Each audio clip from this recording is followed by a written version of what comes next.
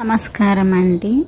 మనము ప్రతిరోజు దేవుడికి పండ్లు, పాలు, పెరుగు, వెన్న నైవేద్యాలను పెడుతూ ఉంటాము. అవి డైరెక్ట్గా దేవుడికి స్వీకరించలేరన్నమాట. మనము హోమాలు చేస్తూ ఉంటాం కదండి, అప్పుడు అగ్ని ద్వారా దేవుళ్ళకి అవి చేరుతాయన్నమాట.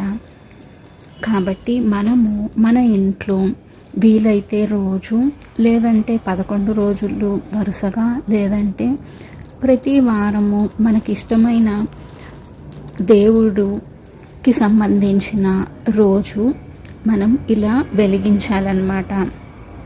మీరు ఒక ప్లేట్ తీసుకొని దానిలో 5 కర్పూరాలు, 10 లవంగాలు మొగ్గ ఉండేటివి తీసుకోండి. ఫస్ట్ మీరు కర్పూరం పెట్టి లవంగాలు, దానిపైన ఒక చుక్క నెయ్యి వేసేసి మీరు వాటిని పెట్టేటప్పుడు మీ బొటన వేలు, మధ్య వేలు, ఉంగరం వేలుని యూస్ చేయండి. మొదటి 2 లవంగాలు వినాయకునికి, మనకి విఘ్నాలు తొలగడానికి, విఘ్నహర్తగా మనల్ని దీవించటానికి ఆయనకి నైవేద్యం అన్నమాట. రెండవది గురువుకి, ఆయన మనకి ఆశీర్వాదం ఇచ్చి మన ప్రసాదము మనకిష్టమైన దేవుళ్ళకి చేరవేయమని కోరుకోండి. మూడవది మన గ్రామ దేవత లేదా మన కులదేవత మనకి ప్రొటెక్ట్ చేస్తున్నందుకు, మన ఇంట్లో సంతోషము, సుఖము, శాంతి, సమృద్ధి అన్నీ ఉండడానికి.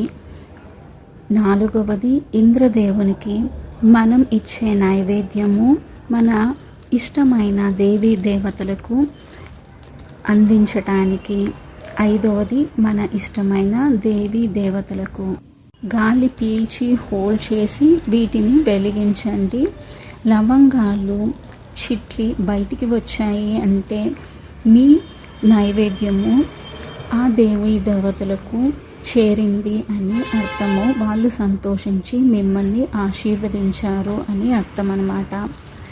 నా దాంట్లో బయటికి వచ్చింది, కాకపోతే ఆ క్లిప్ మిస్ అయ్యిందనమాట. మీకు అర్థం అవ్వడానికి నేను మళ్ళీ చేశానన్నమాట.